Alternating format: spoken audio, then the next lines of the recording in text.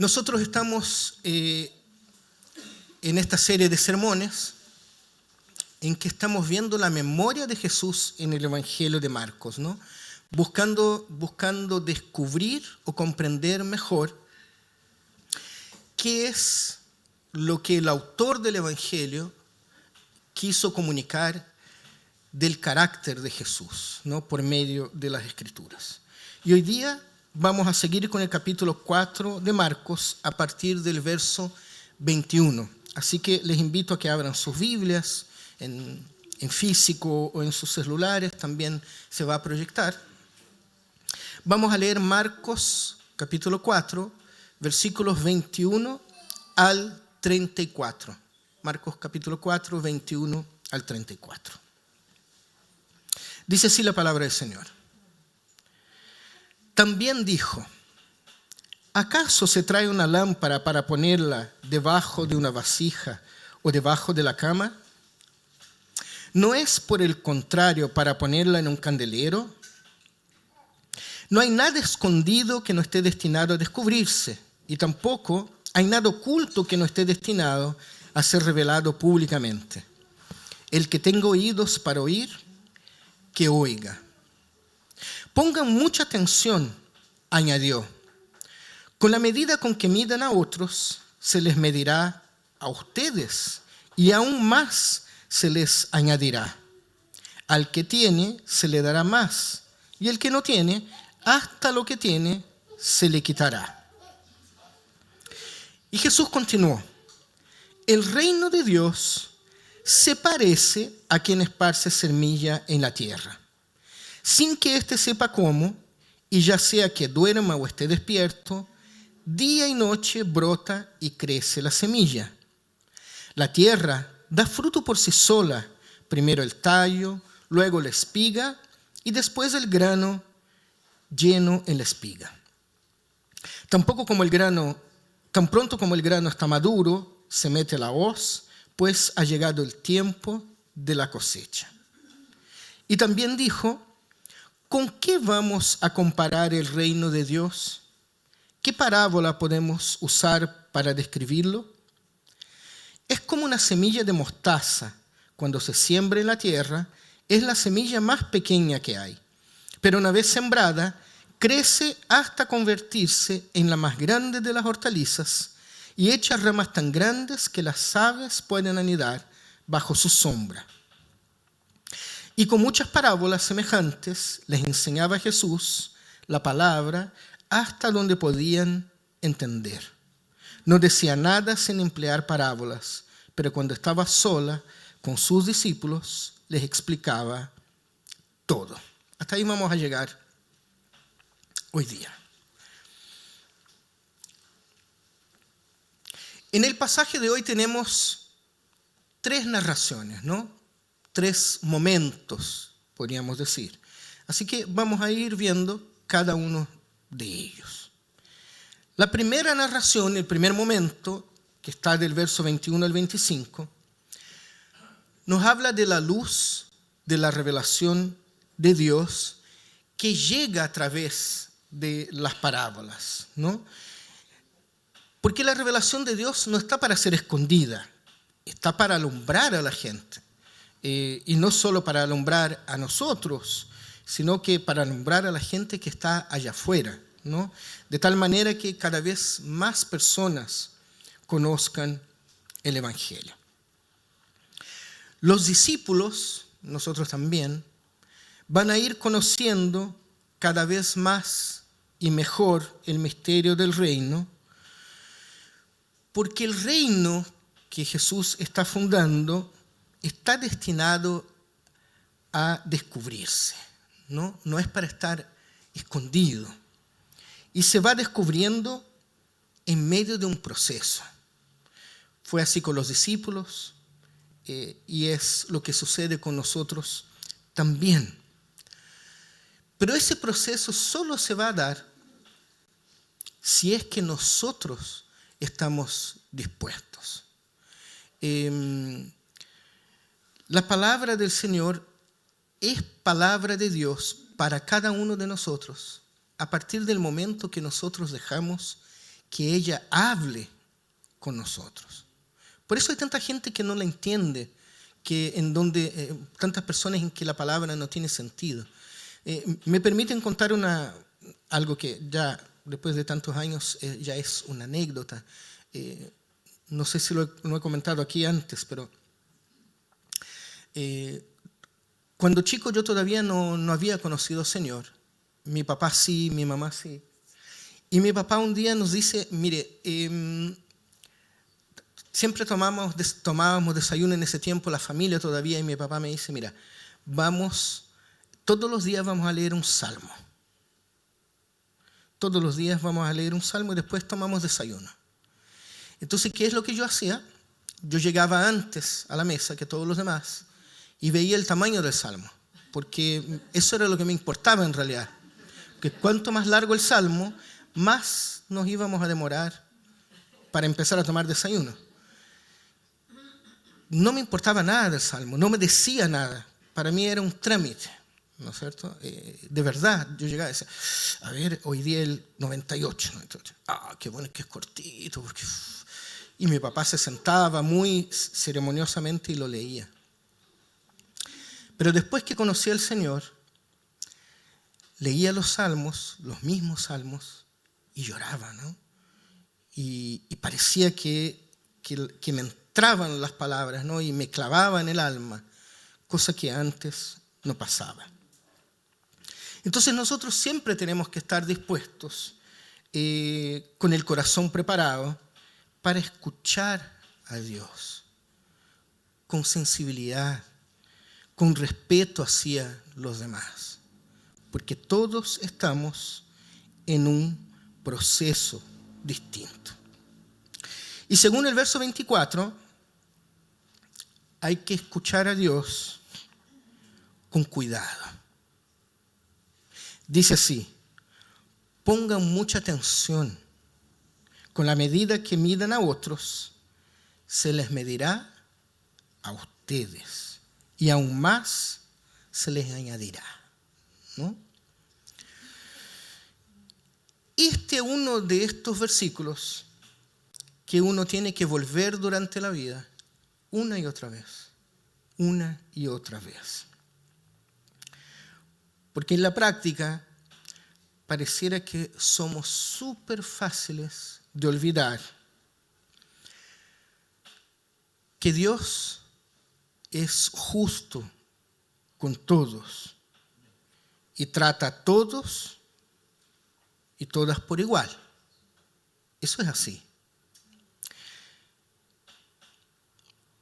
Pero por lo mismo, es exactamente así que nosotros también debemos vivir la vida, siendo justo con los demás.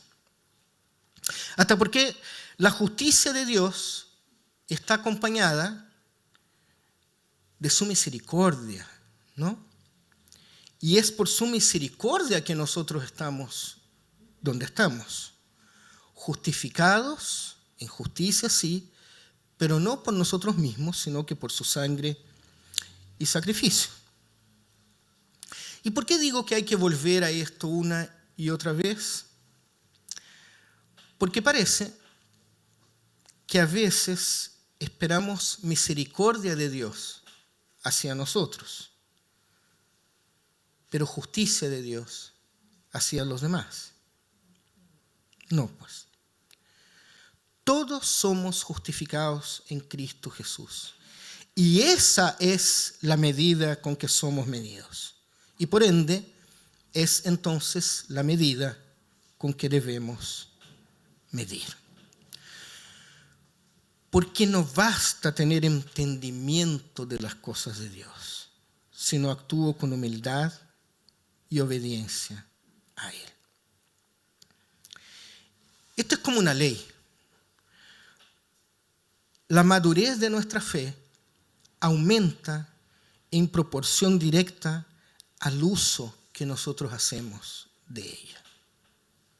Entonces, pensando en la misericordia de Dios, si no utilizamos lo que Dios nos da, no solo se pierde, o más bien, no solo pierde el que no recibe, sino que perdimos nosotros también. ¿Se fijan? Por eso, al que tiene, se le dará más. Porque los que son responsables de lo que el Señor les ha dado, recibirán aún más responsabilidad.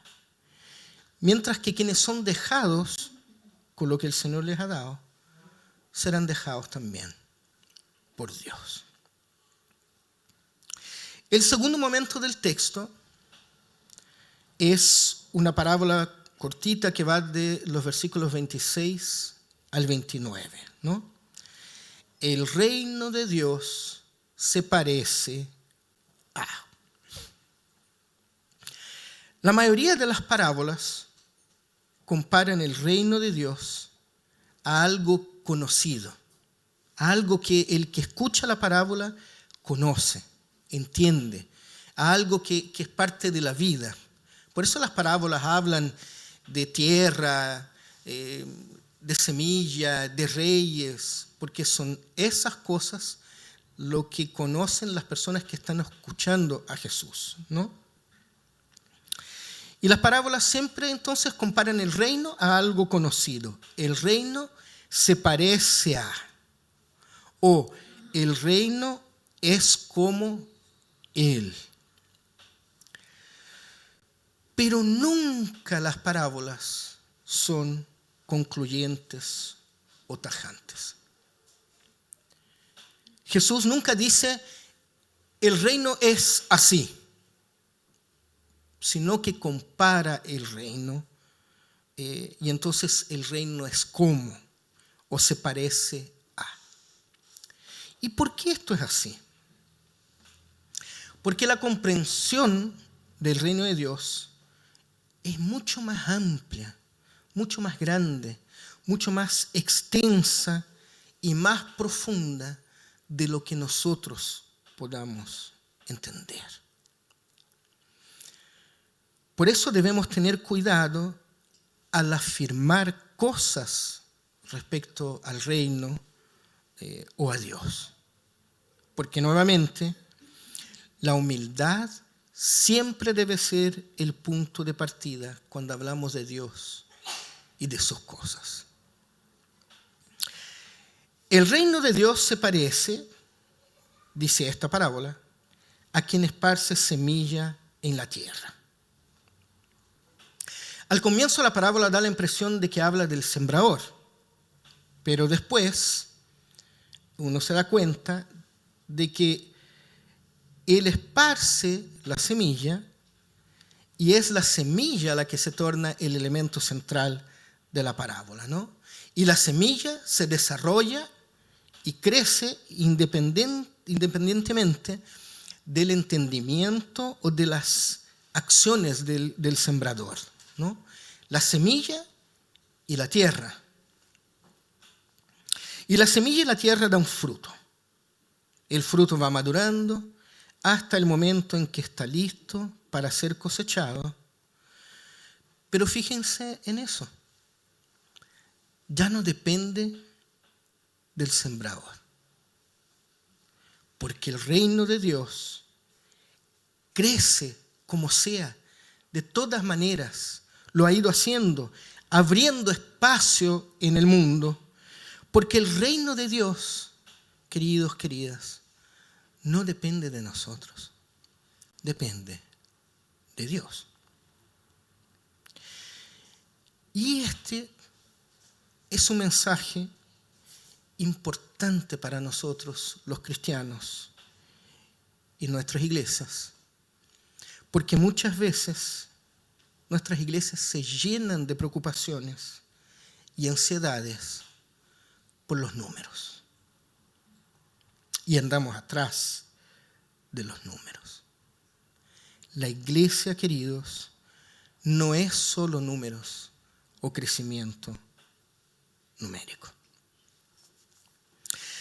Podemos tener una iglesia llena de amor y sentido de justicia, con una enseñanza muy adecuada, responsable, profunda, pero que crece lentamente. No hay problema en eso. De hecho, por otro lado, hay otras iglesias, o hay iglesias, que tienen enseñanzas equivocadas y distorsionadas y que sí crecen rápidamente, ¿no? Entonces, permítanme decir esto: el crecimiento numérico no es sinónimo de una iglesia exitosa, así como un bajo crecimiento numérico no es sinónimo de que se están haciendo las cosas mal. Lo que tenemos que hacer es descansar en que si realmente estamos esparciendo la semilla del Evangelio, la iglesia crecerá. Y va creciendo, pero es Dios quien dará el crecimiento. Otra enseñanza a destacar a partir de esta parábola es que llegará el tiempo de cosechar lo que se ha sembrado.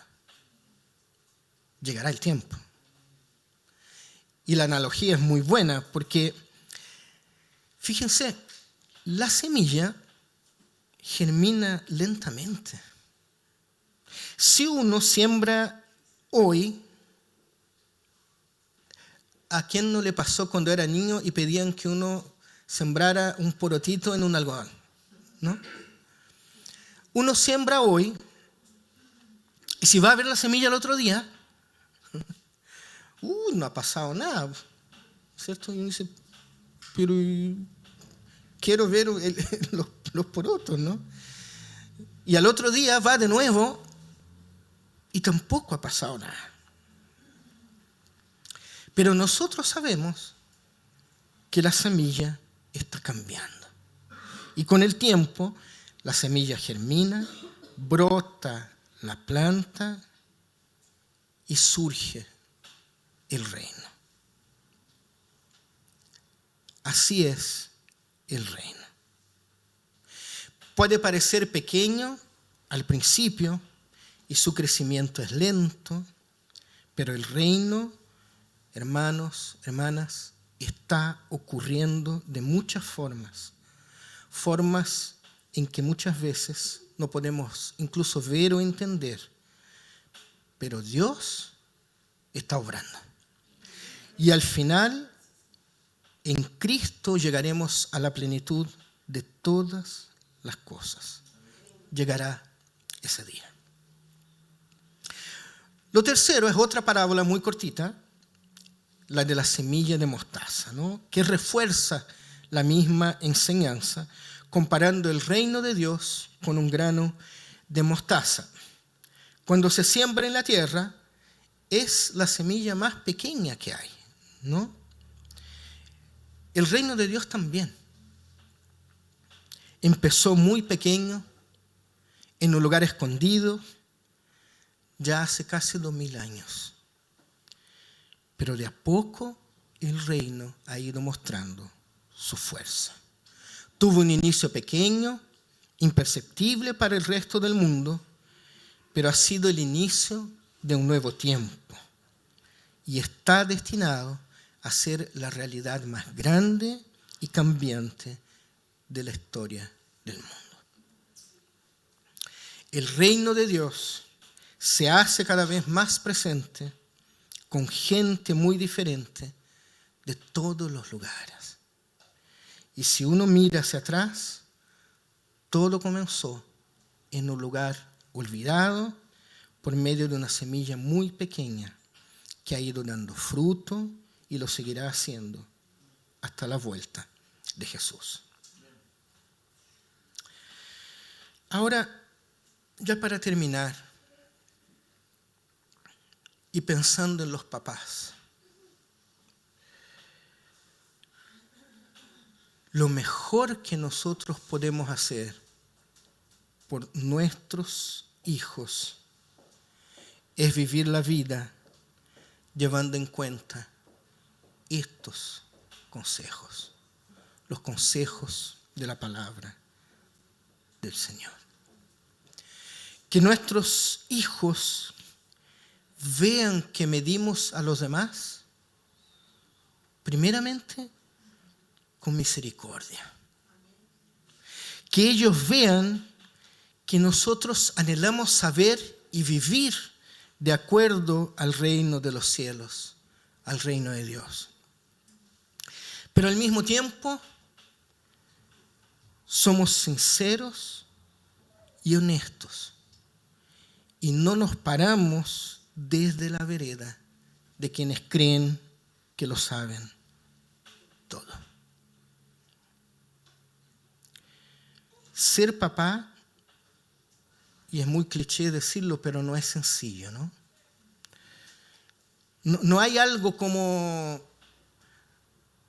tome, léase este libretito o este tríptico, los 10 pasos de cómo ser un buen papá, ¿no? Yo me acuerdo que cuando nació mi primer hijo, a las librerías cristianas, ¿no? A buscar un buen libro ahí que te dijera algo. Y sirvió, o espero que haya servido. Pero no es... Ser papá no viene con un manual de instrucciones, ¿no? Y entonces, por lo mismo, hay que estar dispuesto a enseñar. Pero también hay que estar dispuestos a pedir perdón cuando nos equivocamos. Y pucha que nos equivocamos, ¿no? Yo lo voy a resumir entonces en una sola frase. Somos llamados a ser ejemplo. Eso no significa que todo vaya a salir bien o que no nos vayamos a equivocar, pero sí somos ejemplo, sabremos que hicimos nuestra parte, ¿no? La enseñanza que nosotros entregamos a nuestros hijos e hijas, en cierto sentido, también es como la semilla del sembrador. Y muchas veces la semilla se demora en germinar. Y eso significa que debemos tener paciencia y seguir entregando en amor, esperando en Dios. ¿Es sencillo? No. ¿Requiere esfuerzo? Sí. Pero si seguimos confiados, orando por ellos y siendo ejemplo en todo, estaremos haciendo lo correcto. Lo demás está en las manos de nuestro Padre Celestial. Y vamos a terminar orando entonces por los papás presentes aquí y los que también nos están viendo por el canal de YouTube. Buen Dios y Padre Celestial,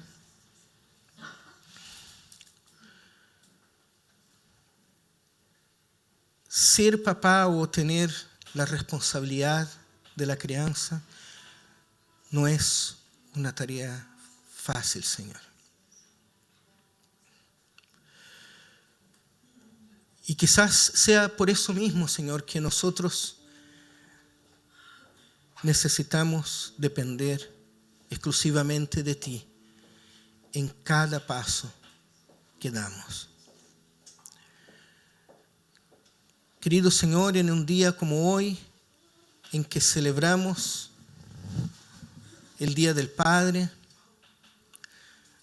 nosotros queremos pedirte, Señor, entonces, muy humildemente, a que tú bendigas a cada uno de los papás aquí presentes, Señor.